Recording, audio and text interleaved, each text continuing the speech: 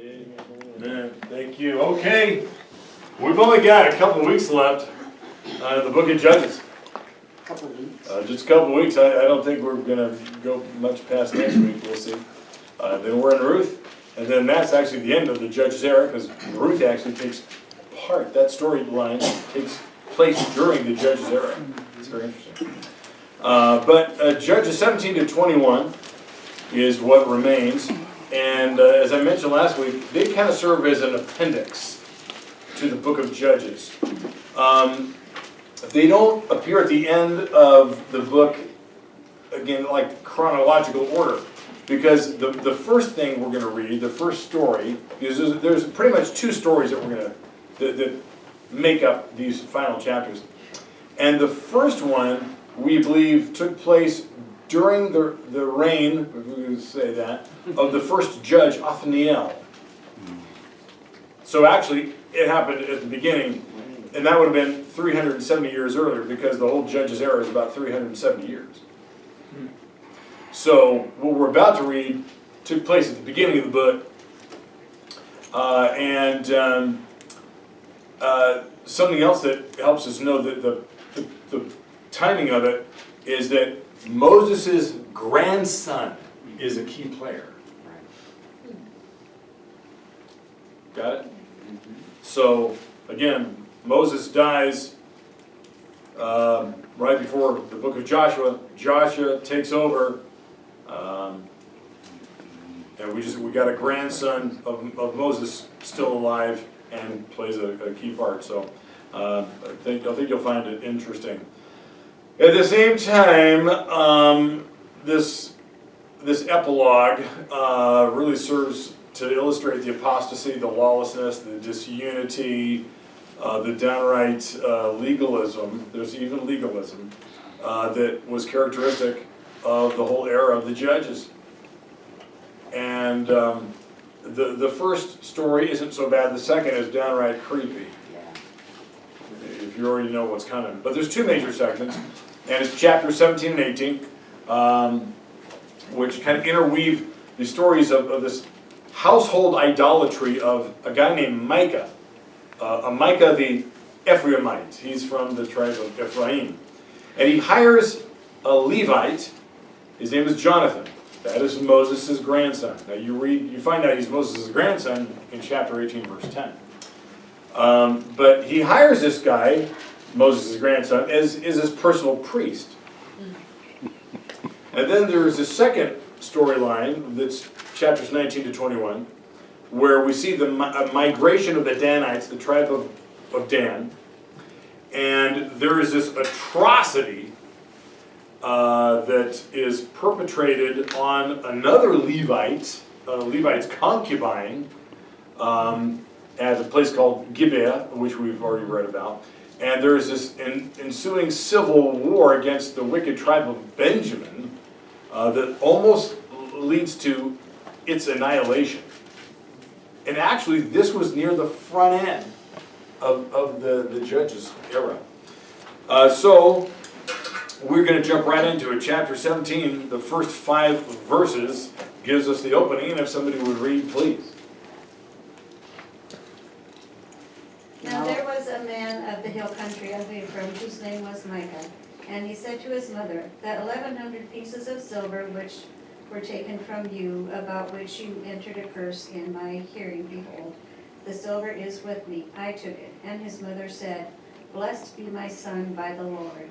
He then returned the 1,100 pieces of silver to his mother, and his mother said, "I wholly dedicate the silver from my hand to the Lord for my son to make a graven image and a molten image. Now therefore I will return them to you." So when he returned the silver to his mother took 200 pieces of silver and gave them to the silversmith, who made them into a graven image and the molten image, and they were in the house of Micah. And the man Micah had a shrine, and he made an ephod and household idols, and consecrated one to his sons, that he might become his priest. Okay. Now, is that where you got? Is the air conditioning on? Yes. Does it need to be? Well, only to 70. It was just a little bit stuffy. Are you all good? Okay. I'm cold. I'm cold. 70s. Winter. 70 is winter. Okay, sorry. If we just even just have a fan, we would circulate fan at the beginning. Fan. So, okay. Y'all catch that? What happened? You violated the commandment, Okay. for one. Okay. She only took part of the shekels to build the, maybe that's irrelevant.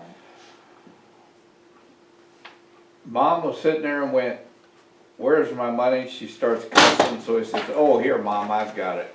So she blesses him. Right. What? Right. This Okay. is out. Okay. I said, "Oh, okay." What? So she's praying to God and says, "I'm gonna make an idol." What? Uh-huh. I'm sorry, it's a little, Uh-huh. Okay. Okay. but it's what you were saying, right? In the time of the judges, people pretty much did whatever they thought best. Which is verse 6, right? Okay, so it's absolutely insane. Okay, so first off, it's ironic a man by the name of Micah, and that name in Hebrew is who is like Yahweh, who is like God, right? That's Micah. There's a prophet named Micah in the Old Testament. This is not the same guy. Not the same guy. It's got the same name. And he establishes, you might call it, just a false or an apostate shrine with an unlawful priesthood, okay, which Eric is getting at.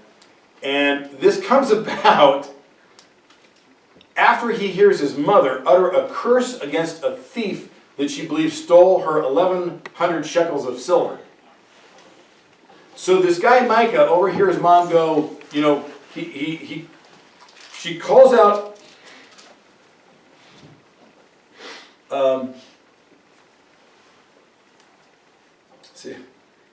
he said to his mother, the 1,100 pieces of silver that were taken, which you uttered a curse. So a curse, okay, as if she swore by God or by a false Canaanite god to what, go get the man, curse the man who took my silver. And it's her son who goes, actually I stole it from you. But here it is, I'll give it back. Okay, so why does she give it, first off, why would the son rip off her mom 1,100 pieces of silver, which is thousands and thousands of dollars in our day? Why would he do that? And then why would this curse his mother utters cause him to bring it back? Why? Why wouldn't he steal it? Yeah, why does a kid steal a cookie when they know it's wrong?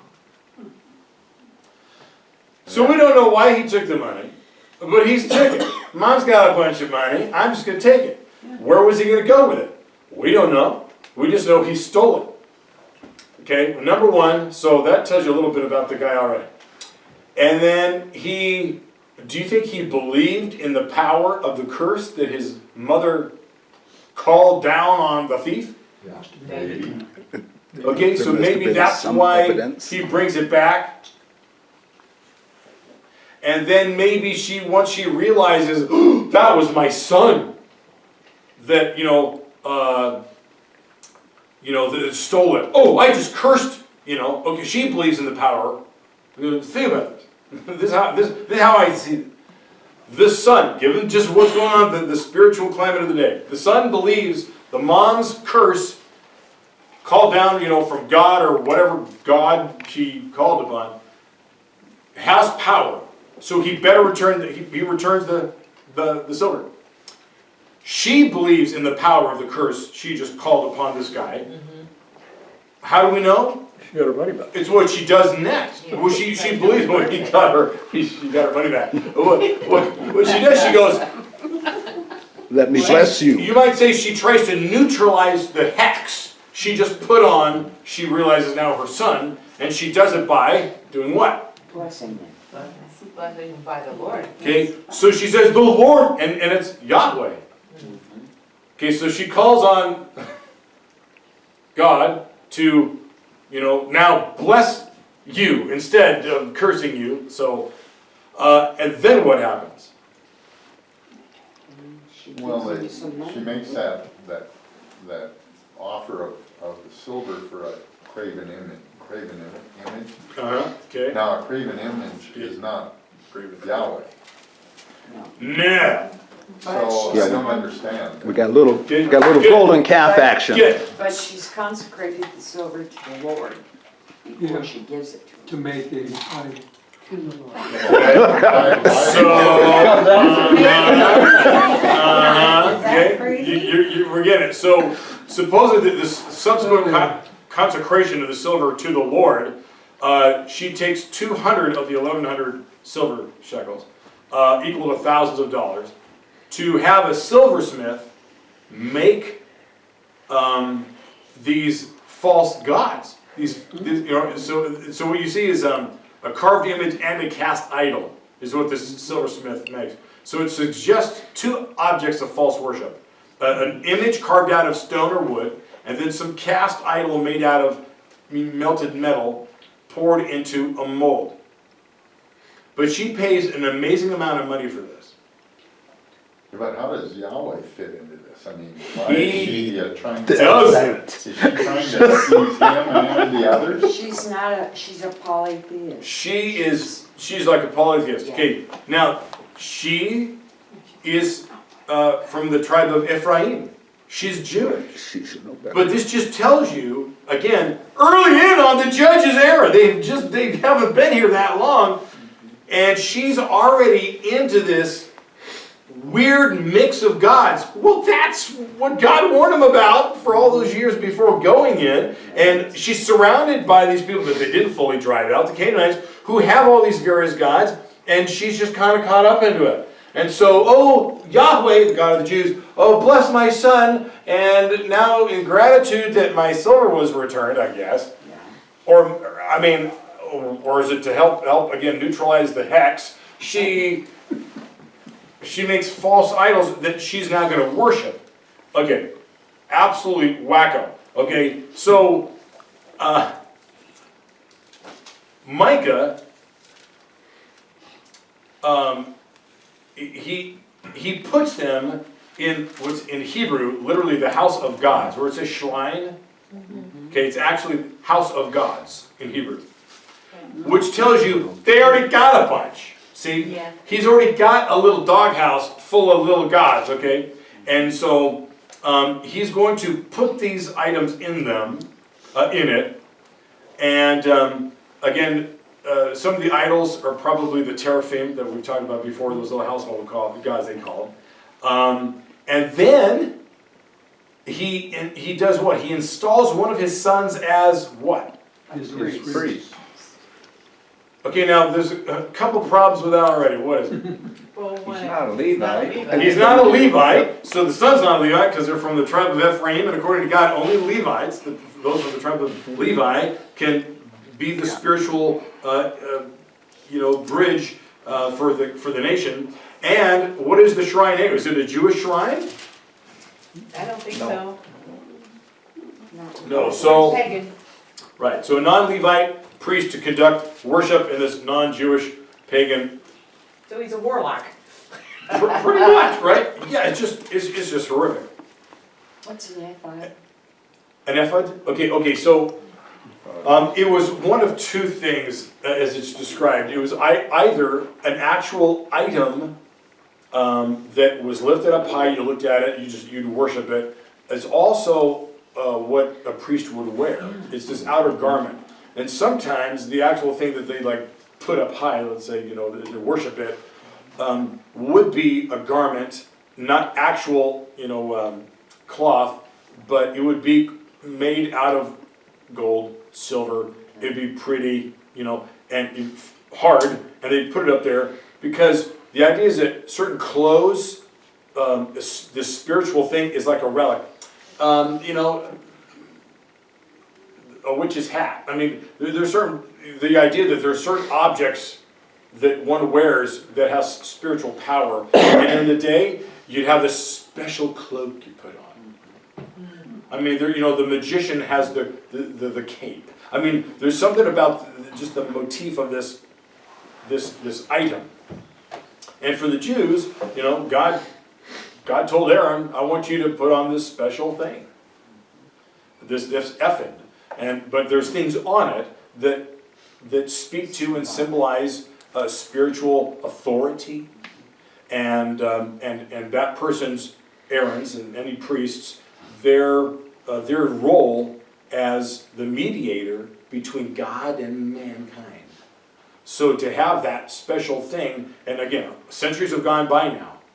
So you just think of what warped beliefs there are now about the ephod itself having some magical powers or something. So if that's what was one of the things created, well, that's just the backstory behind an ephod.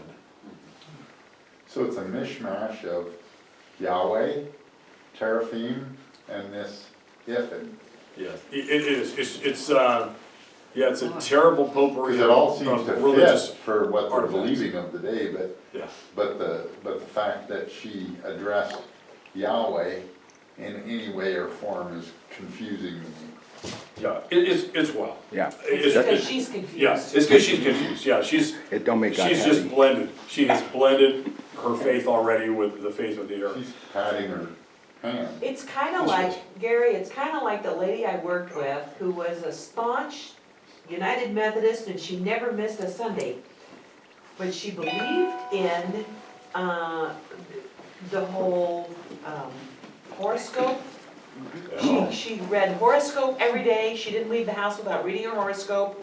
And she was very into the whole, Spiritual stuff. yeah.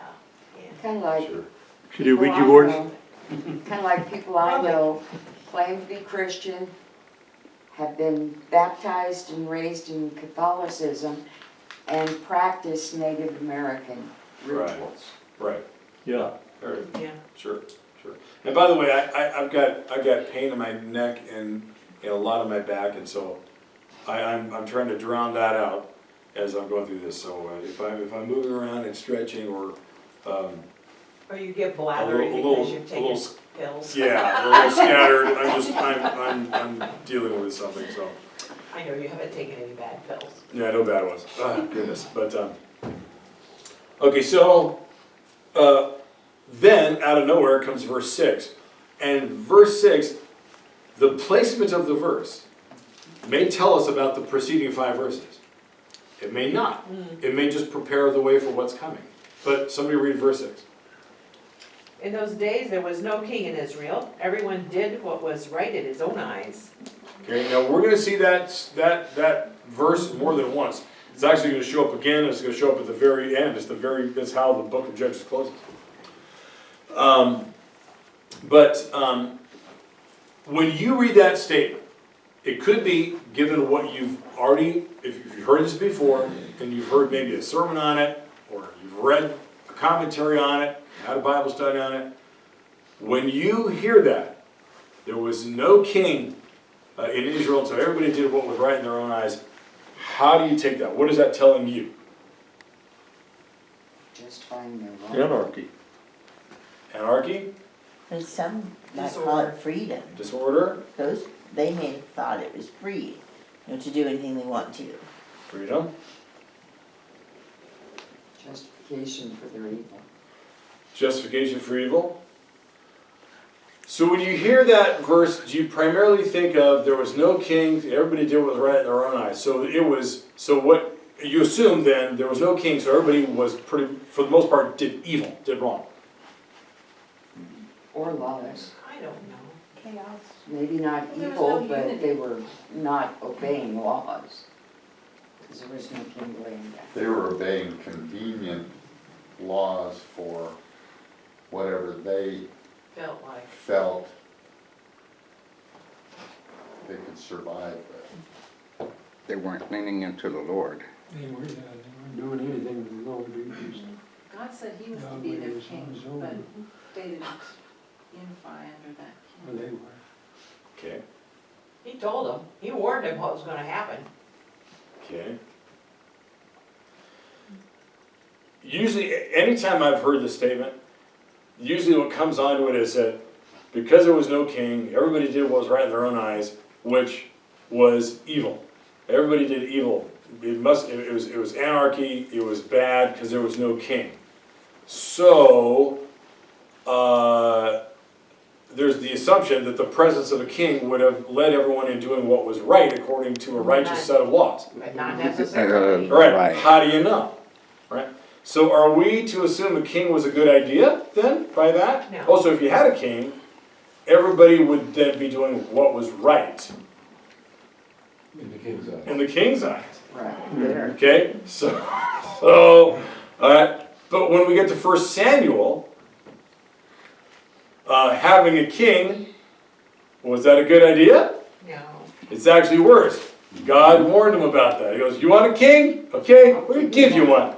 You'll be sorry. Okay? And they are. And you go, okay, so now, verse 6 of chapter 17. How do you read that? There was no king in Israel, so everybody did what was right in their own eye. They were Well, just governing themselves. God wanted them to worship him as king. He was their Lord, their master, their king, the one to look to. When it states there was no king, does that mean nobody was following God's rules? Not necessarily. There's righteous people still. There were still good Jews there that did what they wanted to do, and that was to be true to God. Well, the way it reads in this version is, in those days there was no king in Israel, semicolon, everyone did what was right in his own eyes. So it's kind of like, so everyone did what was right in his own eyes. Okay? But that's kind of how somebody wrote it. So here's the thing, right? So just give it a broader understanding than perhaps that you may have already, had coming in here. It doesn't necessarily mean everybody was totally evil because there was no king. Because the king, chances are, could have been evil. I mean, it's just one of them. I mean, how do we know? Okay, so it's I just want to be careful from leaping to the conclusion that if there would have been a king, everything would have been hunky-dory.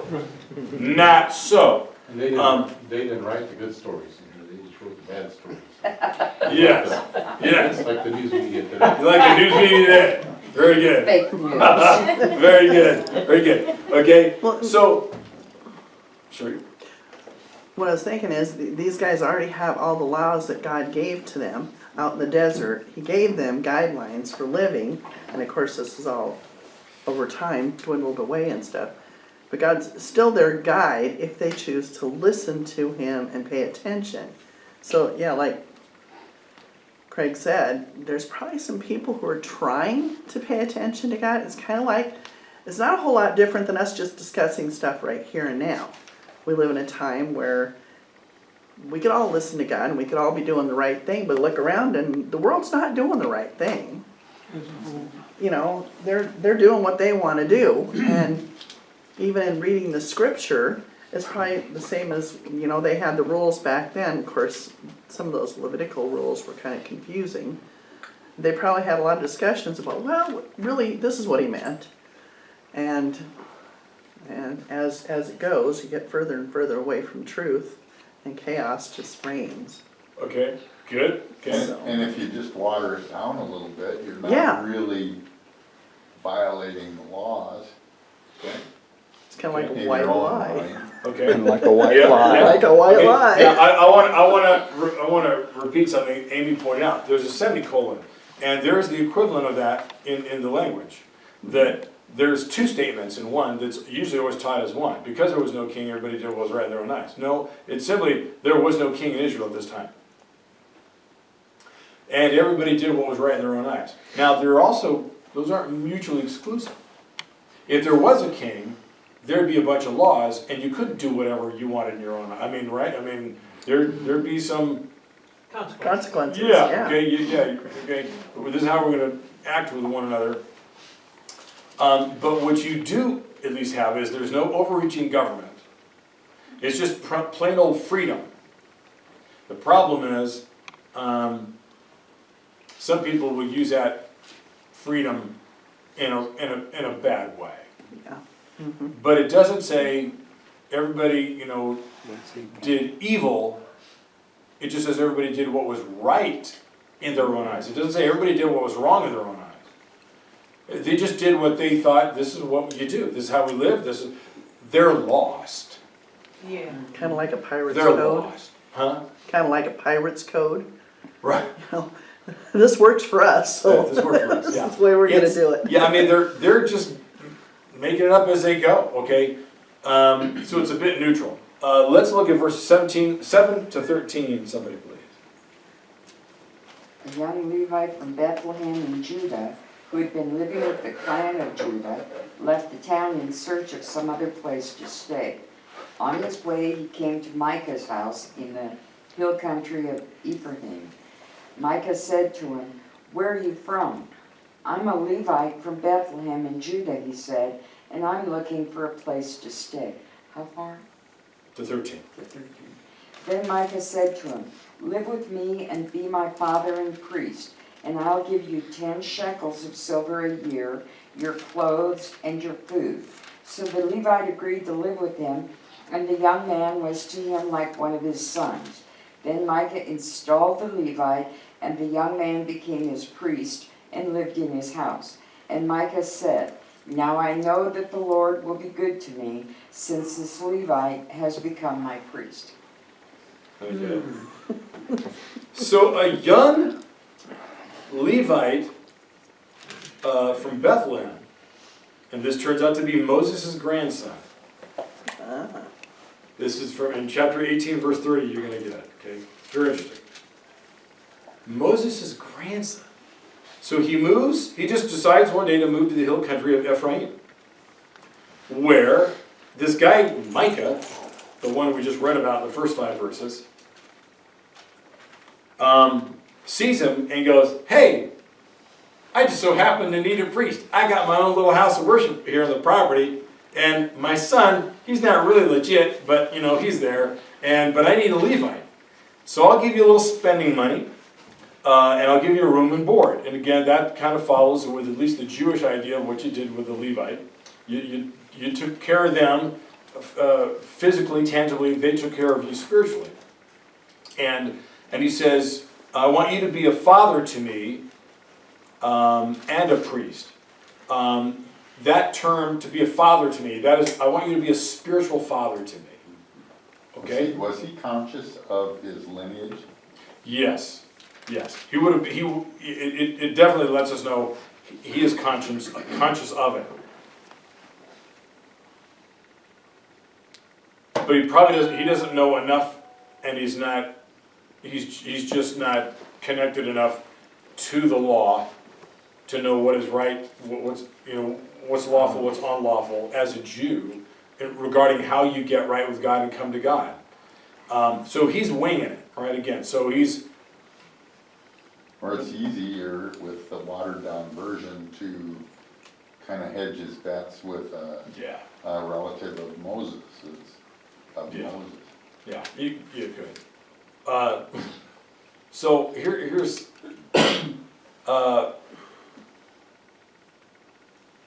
Micah. He rejoices. It says, and it's because he's got this superstitious notion that having a Levite for a priest is going to bring what? Blessings from the Lord. When in fact that was forbidden in the law. Somebody turn to Numbers chapter 3, verse 10. It sounds like he got some of his suspicions from his mother. Right. She started out with some suspicions Right. and ideas. Right. Passed down to the family. This is Num- how we do religion. Yeah. And Was it Numbers? if he's of the lineage of Moses, the Lord probably let it slide.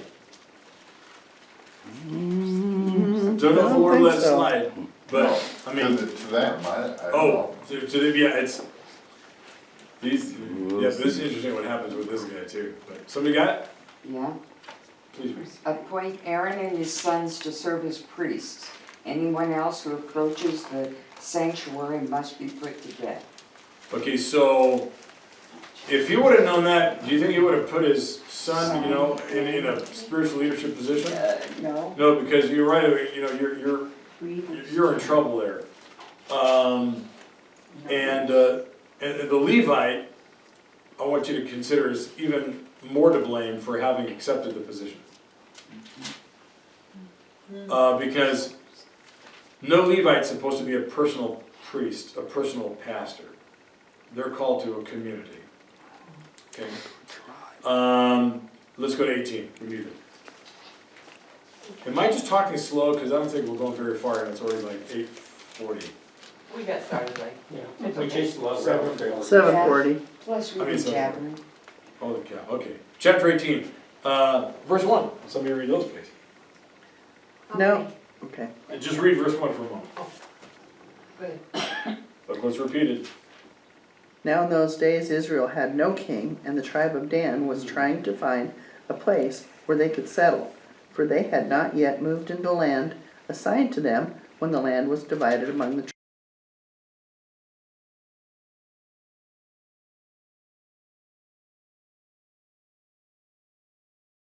tribes of Israel. Again, that lets you know this took place near the beginning of the era, because the tribe of Dan hasn't found its place yet, and we're just, again, being told, there's this repeating of the refrain of the epilogue that Israel has no king.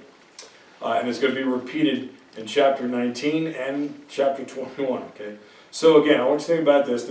There's a lack of central authority to muster an Israelite army.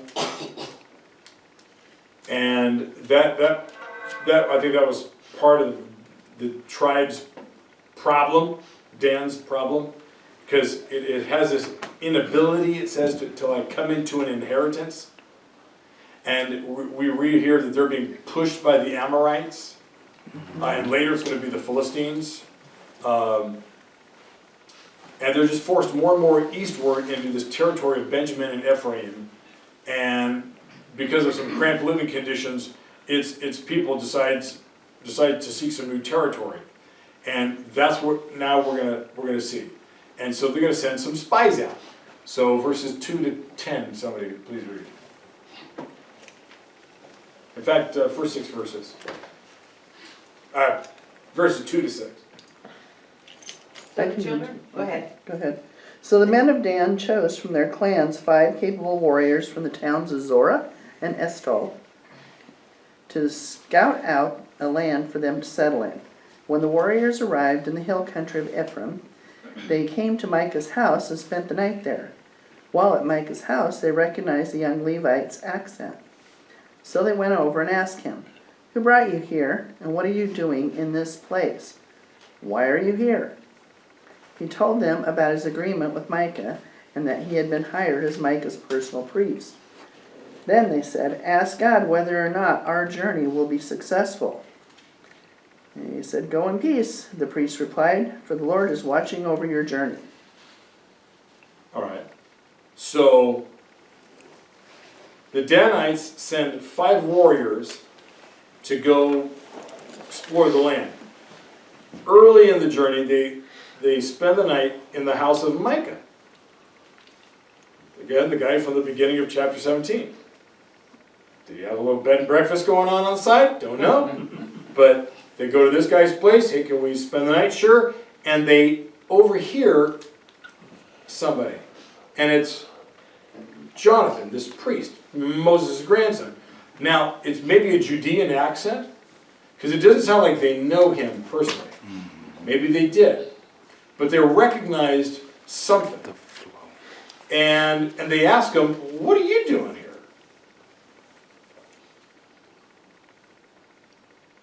What are you doing here? I mean, you're out of place, actually. This is not, Levites don't live like, this is not what you do. He goes, "Well, I'm a personal priest to this guy, Never heard of that before. And so he's already out of his pond. He's just not where he should be. And then what's strange though, once they realize he's functioning as a priest, you might say they superstitiously seek him for a little word. "Well, since you shouldn't be here, and that one guy shouldn't just be monopolizing you. But by the way, since you're here, can we get some from you? Can you tap into your God connection and let us know you know, do we have his blessing for the mission we're about to take? It doesn't even say that he asked God. It just said No. he answered him. Yeah, So the guy, yeah, so He's not legit. he's a little bit out of touch. he's not legit. A little out of touch here. This is just so bizarre. So, look at verse 7. Just read that. As the 5 spies continued, they explored the land. They eventually come to Laish, and it's a land, it says, lacking nothing. And the people were what? They were, Peaceful and secure. they're what? It says peaceful and secure. Peaceful and secure. Carefree. lives. Everything's great, okay? So their town was isolated from the Sidonians by this mountain range. They're isolated from Syria, which is nice, by Mount Hermon. I'm just going to tell you by the geography of this place. They were without any military allies. And what happens? Verse 8 through 10, so let me read those Go on. three. Then the spies came back to their brethren at Sorah, and Yeah, whatever the other Sorah, word is. And their brethren said to them, "What is your report?" So they said, "Arise, let us go up against them, for we have seen the land, and indeed it is very good. Would you do nothing? Do not hesitate to go. Enter into possess the land. When you go, you will come to a secure people and a large land, for God has given it into your hands, a place where there is no lack of anything that is on the earth." Okay, so this is like, apparently, and this is the Garden of Eden, you know, of the whole territory they've ever seen. This is amazing. It's, hey, these guys are sitting ducks. You know, they probably aren't even armed or nothing. They're unsuspecting. Why should they have it? You know, you sent us on a mission to find the place, you know, we think the clan should move. We found the place. Let's go kill them. Let's just take it from them. Now, does it say they're bad people? Peaceful one. I mean, did they really need to do this? I mean, was this really what was necessary? All right, their theological affirmation was debatable, right? But their anticipated victory, I mean, to them that was inevitable, right? So they thought, we got this, and God has given it to us. Okay, don't know about that, but let's go. Verses 11 to 13, please. The 600 men from the clan of the Danites, armed for battle, set out from Zorah and Eshtaol. On their way, they set up camp near Kiriath Jearim in Judah. This is why the place west of Kiriath Jearim is called Mahana Dan to this day. From there, they went to the hill country of Ephraim and came to Micah's house. Keep going. Then the 5 men who spied out the land of Laish said to their brothers, "Do you know that one of these houses has an ephod, other household goods, a carved image, and a cast idol? Now you know what to do." So they turned in there and went to the house of the young Levite at Micah's place and greeted him. The 600 Danites, armed for battle, stood at the entrance of the gate. The 5 men who had spied out the land went inside and took the carved image, the ephod, and other household gods, and the cast idol, while the priests and the 600 armed men stood at the entrance of the gate. Keep going. When these men went into Micah's house and took the carved image, the ephod, the other household gods, and the cast idol, the priest said to them, "What are you doing?" They answered him, "Be quiet, don't say a word. Come with us and be our father and priest. Isn't it better that you serve a tribe and clan in Israel as priest rather than one man's household?" Then the priest was glad. He took the ephod, the other household gods, and the carved image and went along with the people, putting their little children, their livestock, and their possessions in front of them. They turned away and left. Okay, stop there. All right, so what did you get? 600 of these men from the tribe of Dan, ready for battle. They're going to head up towards this place. Hey, they happen to come right by Micah's house, you know, like the spies did. And the spies said, hey, by the way, in that house, you know, there's these gods, and why is that valuable? There's these, we should go get those, and Let's take the priest. let's take the priest. The guy's got a priest too, his own priest. Let's take him. And so they just start robbing the guy. And Micah goes, well, what are you doing here? And they go, hey, shh, you know, we're ripping you off. And and they talk to Jonathan. You know, it's better that you know, hey, you serve, the tribe. the whole tribe, you know, instead of just and this isn't even, I mean, oh my goodness, either. So, At least he was loyal. Yeah, right. That's to his hide.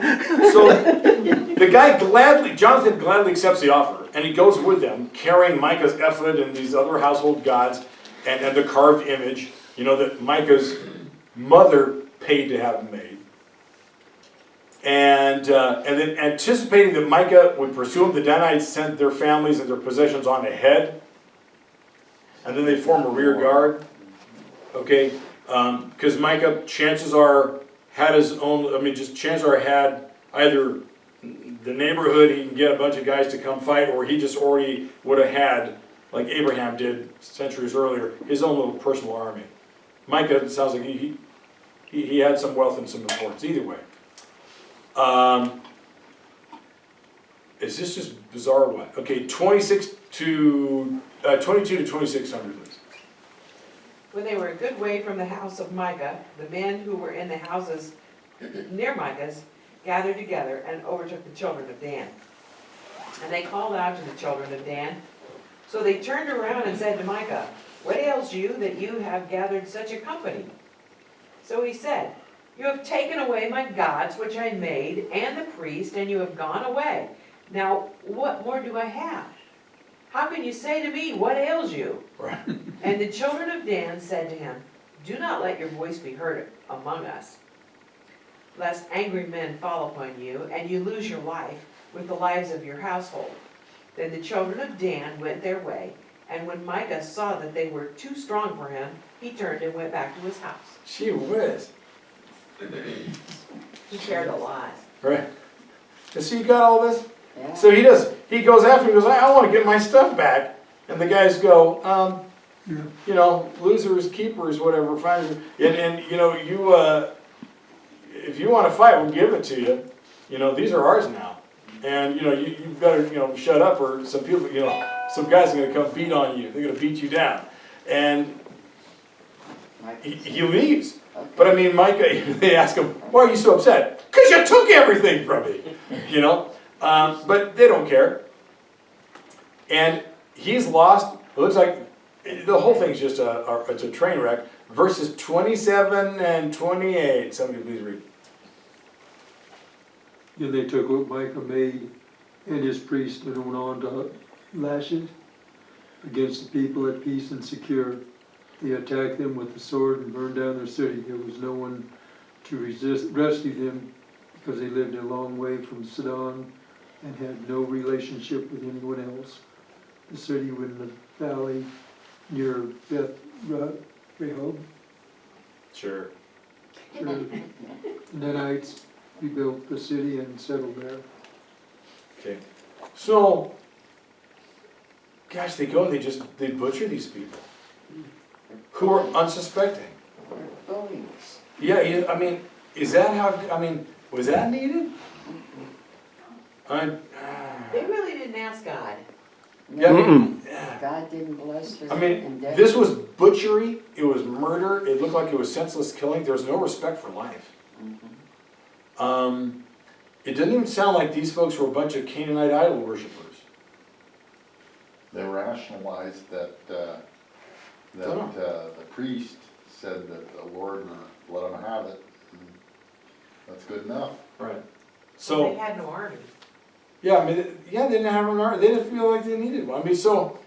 I mean, at least give them a chance to, you know, come to your side. Or move. Yeah, or move. Yeah, I mean, I'm sure they would have been gladly moved, them and their kids and everything. They have all their If they were, stuff, you why know, would they? given the ultimatum. They have all their stuff, they don't want the people. No, but I mean, yeah, but I mean, you know, you'd wanna keep your life in, I mean, well, sure, we'll flee and we'll start again from scratch, as difficult as that would be. Or it's like, you know, hey, why don't you come to our God, and then we won't kill you. I don't know, It give them at wasn't least an like they were option. being loyal to their God. And they weren't, no, the whole, it's just a mess, right? Well, not only that, but the tribe of Dan wasn't where they were supposed to be anyway. Yeah. Yeah, that wasn't their land. So, we can wrap it up, 28 to the end, please, or, second half, yeah, there, 29 to the end. And they called the name of the city Dan after the name of Dan their father, who was born to Israel. However, the name of the city formerly was Laish. Then the children of Dan set up for themselves the carved image, and Jonathan, the son of Gershom, the son of Manasseh, and his sons were priests. And actually, that's Moses. Manasseh is another old form, but it's actually Moses. But go ahead, son Okay, of Moses. and his sons were priests to the tribe of Dan until the day of the captivity of the land.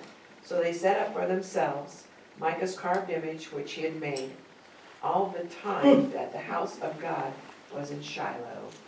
Okay, so here's the close of the first story in this appendix to Judges. So the Danites, they rebuild the city. They name it after their tribal forefather, Dan.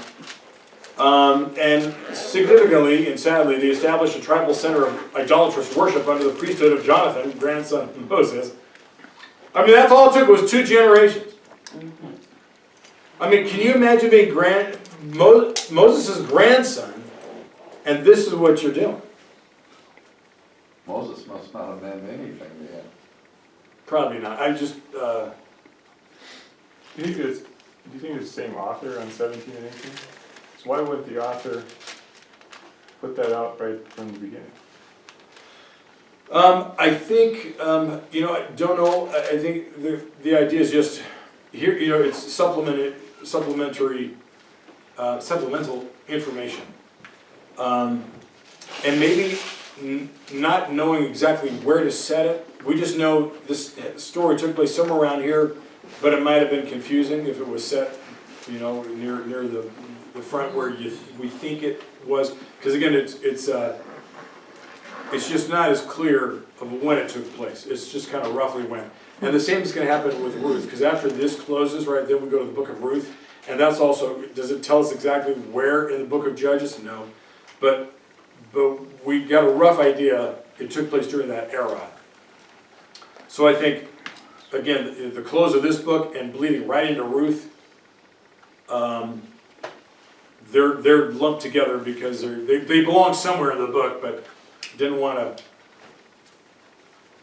confuse the storyline that was, if anything, more chronologically accurate.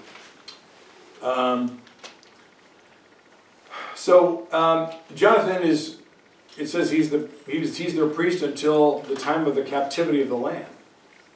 Well, until like the Assyrian captivity of Israel in 722 BC, or maybe the captivity when the Philistines come in, which we're going to read about in a couple, right after Ruth comes 1 Samuel, and in chapter 4, the Philistines come and they take over. And that might have been the one they're referring to here. But either way, Jonathan is the priest of this thing.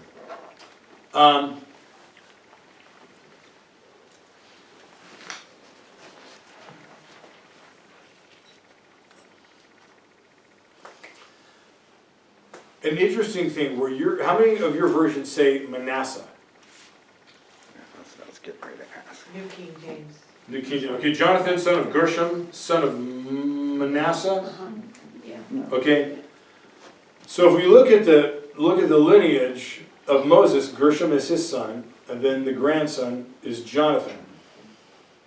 In the Hebrew text right here, want to say that the author, if it's Samuel, who we believe it is, inserts what you might call a superlinear N into the name of Moses, which is actually Moshe, to make it read Manasseh. And apparently it's the scribe's attempt, Samuel's attempt, to relieve Moses' grandson of involvement with idolatry. Oh. Okay? It's like helping him save face. It's interesting.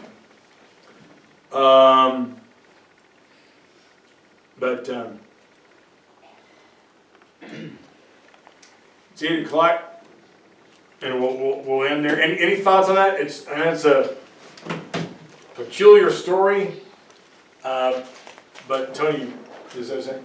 So, were it not for the what do they call that? The notations in the Bible. You know, you have the little letters there, and then you go and you find a little letter at the bottom of the page, and there it tells you, you know, the kind of Bible that it came from. Like the one I looked at said Vulgate, and then it said Moses. Text, okay, so if you didn't have that, one would not know that Jonathan was actually the grandson of Moses. Right. Yeah, you would have be led to believe it was a different family line. A totally different family line. Then once again, going into we're going to say Moses' lineage from, you know, being the savior or the leader of the children of Israel from captivity to Jonathan endorsing the worship of a multiplex of gods. Yeah. Yeah, okay. Which is why Wednesday night is so important. Which is why Wednesday night is so important. That's exactly So somebody right. want to talk about that Sunday morning? But I thought, Is it? Go ahead, I'm sorry. I thought that it was Aaron's line, not Moses' line, that were the Levites. Well, they're brothers. No, they're brothers. Well, I know they are. So they're both Levites. So it's the same. Oh, I thought it was on it. Aaron. Which is why Moses is a spiritual leader. Aaron was the first high priest. There you go. But they're brothers, and it's the whole tribe of Levi that Moses and Aaron are a part of that are the spiritual intercessors, which Moses was. I mean, you think of Moses, what was he? Priest. He's a prophet. He's a prophet priest kind of guy. I mean, he was definitely he was a better go-between than Aaron. You know, God downloaded the 10 Commandments to Moses. Yeah. Yeah. Aaron makes the made a calf. Yeah, the calf. I mean, Aaron made a calf. Was the flunky, right? Well, no, it just popped right out of the fire. Oh yeah, remember? that's right. That's right. It just popped right out. And, I mean, I've got a theory that if Moses didn't stall so much at the burning bush and offer so many excuses about himself, you got the wrong guy. I got a speech impediment or whatever. You know, my brother, he's a good public speaker. He took, public speaking. He got an A. And can you use him? And all of a sudden, God goes, all right, Moses. You stand there with the staff, but your brother's going to do all the talking. And I wonder if that wasn't what Moses had done with God, if Moses would have been the high priest. See, would he have been the first high priest, not Aaron? But again, Moses, he needed to just get over himself and actually his small view of God's ability to use him, because that was his big problem. But a takeaway. Jonathan wasn't where he should have been. We don't know why he left. But you do know they put those notations in there to make a point of us being able to recognize that he was a descendant of Moses. Yeah. And in the spot that he was in and what they were doing all around him, it simply points to the utter decadence and loss of godliness, and that you wouldn't see necessarily if he were not the person leading all of the bad things. Yeah.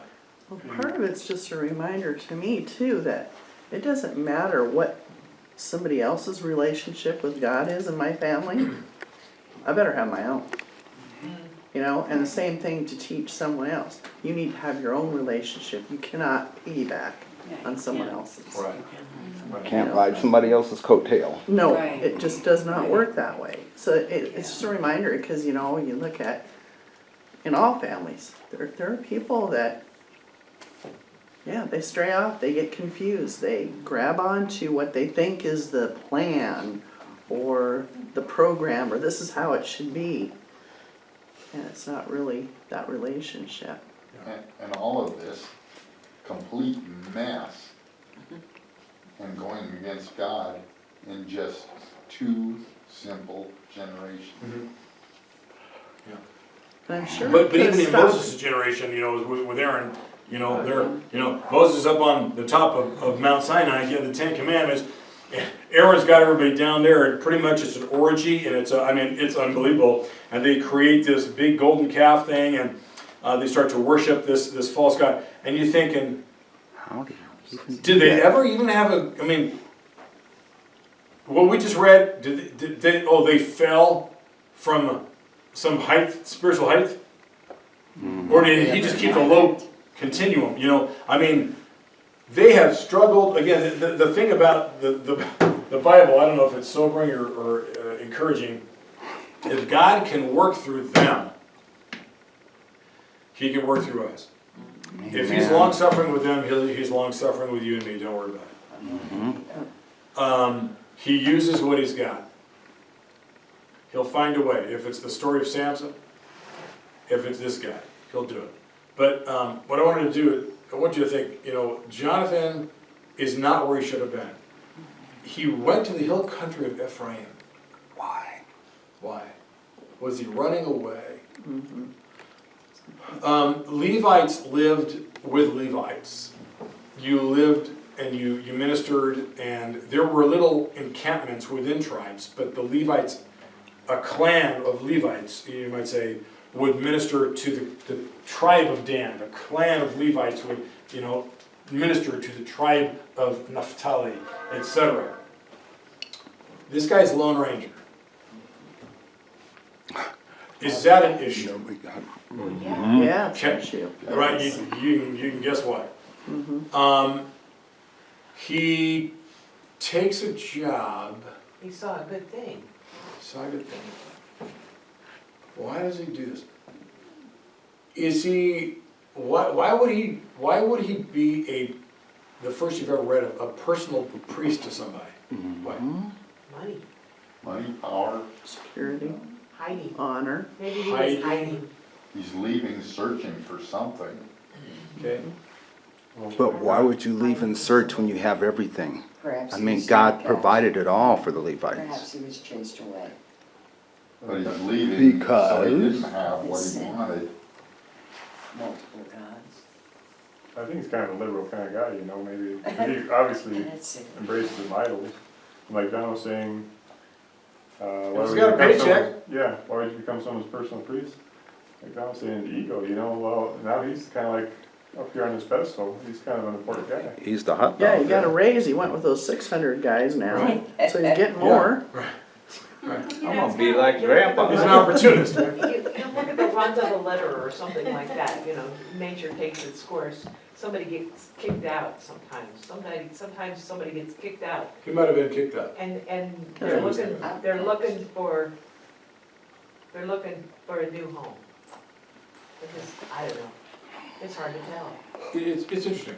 And I look at that and I go, there's something I'm tempted to share. I shared it with Tony, I just don't know if it. Go ahead. What I found interesting in this story was there were several opportunities where they could have asked God. But instead, they looked for the things of earth to tell them what to do, you know.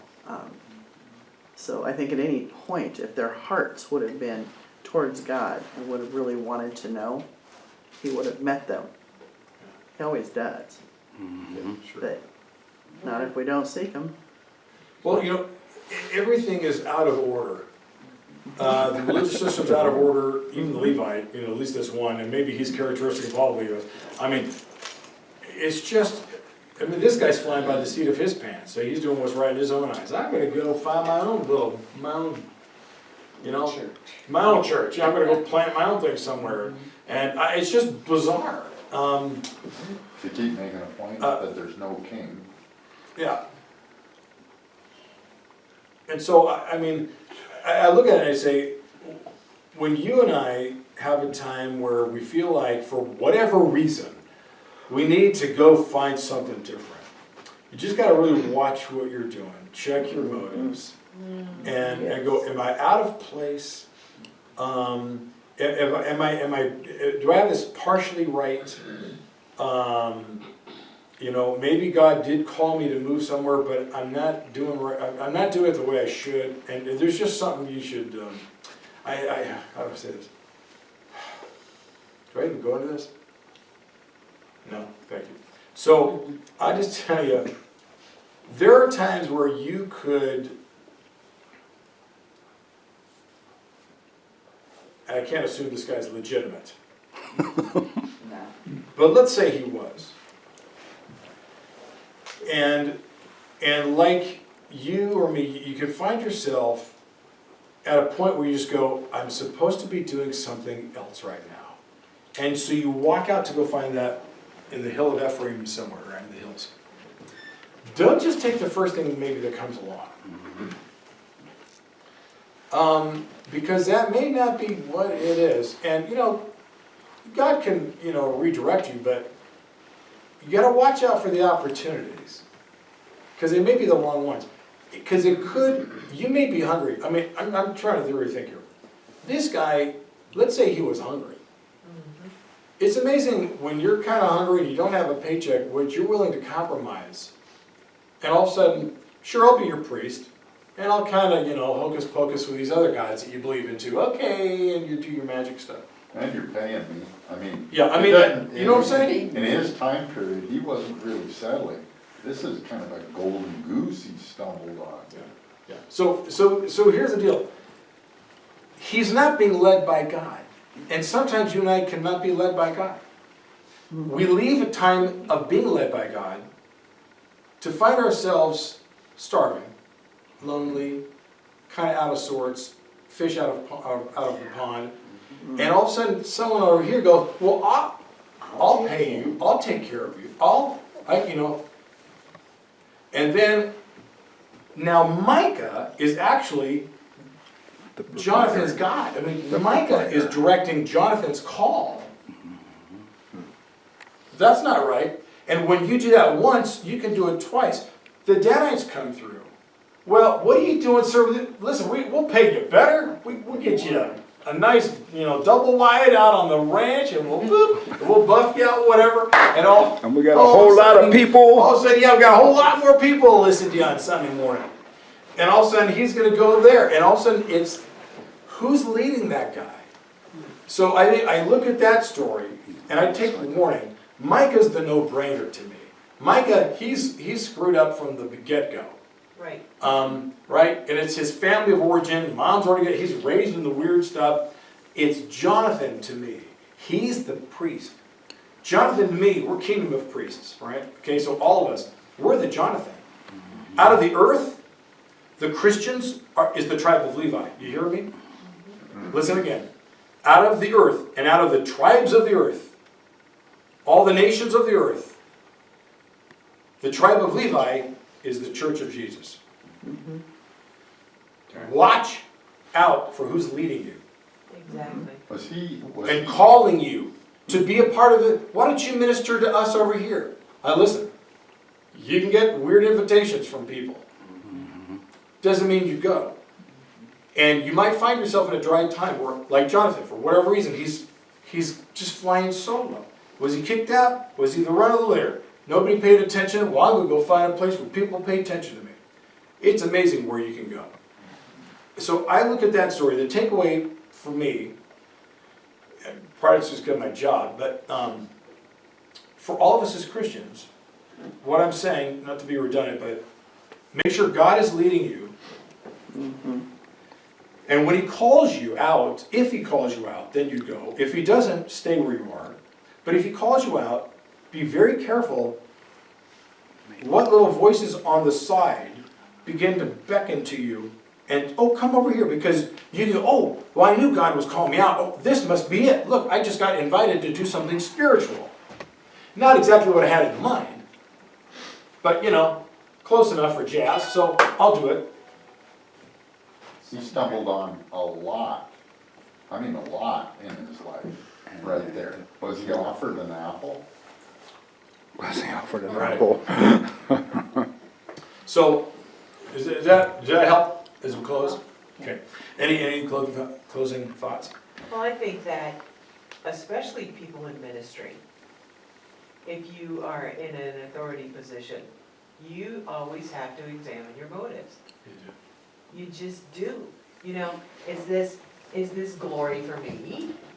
You know, I've had to examine my motives a lot when I've been asked to fill some shoes that I thought, whoa, those shoes are way too big for me. And, you know, what's it? And you have to think about that. Why am I moving into that position, or why am I taking on one more thing? Is it because it will look good? Is it gonna make me look good?